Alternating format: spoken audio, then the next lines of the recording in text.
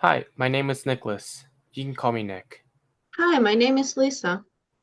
Nice to meet you, Lisa. Here are the lease agreements. The rent is $3,000 a month with 30% of the utilities, and it will be due on the first of every month. The unit is unfurnished and comes with four bedrooms and two bathrooms. Pets are allowed, and the lease will be 12 months with a deposit for the first and last month. Take a look at it, give it some time to consider, and get back to me if you like the terms. All right, everything looks good. I'll sign the contract now.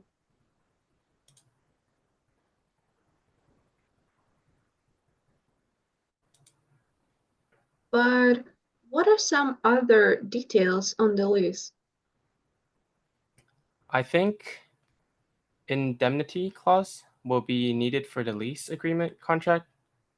So during the stay of the tenant, the landlord will not be responsible for any losses or damages if it is not caused by the landlord.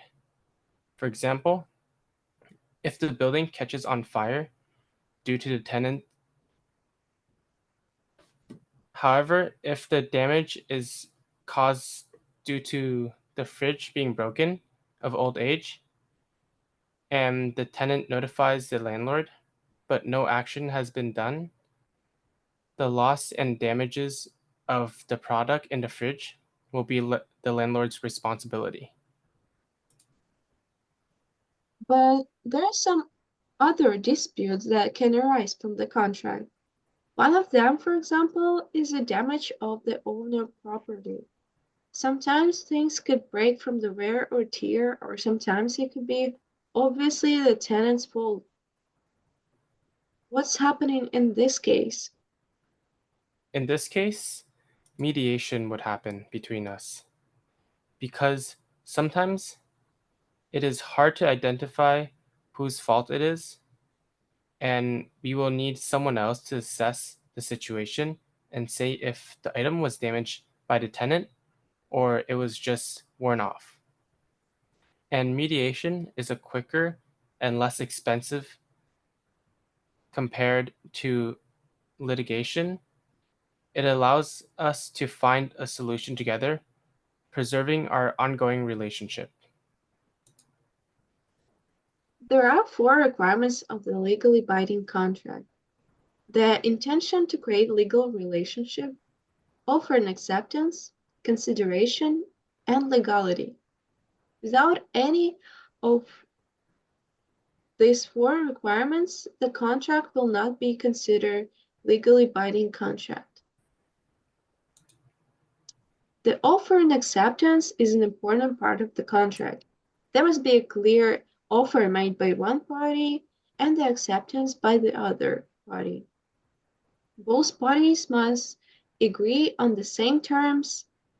In our scenario, the landlord made a clear offer to lease the four-bedroom apartment for 3 months, 3,000 per month per year, and the tenant accepted this offer. This forms the first crucial step: offer and acceptance. Intention to create a legal relation, which means that the parties must intend to form an agreement that will be legally binding. In our case, we both knew that the lease agreement isn't just a casual agreement, it's legally binding contract. We both intend for the terms to be enforceable by the law. Consideration is what parties have to offer for each other.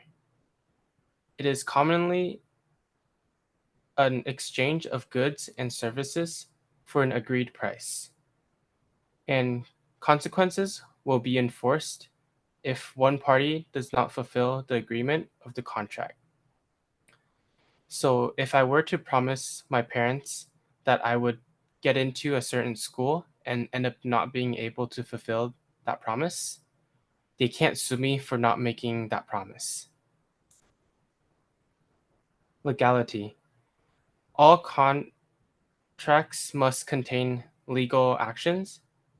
If the contract's content is illegal, the whole contract will not be enforceable. For example, if you have a contract for someone to rob a bank and you get half of the money and the other party doesn't give you your share, going to court won't be any help.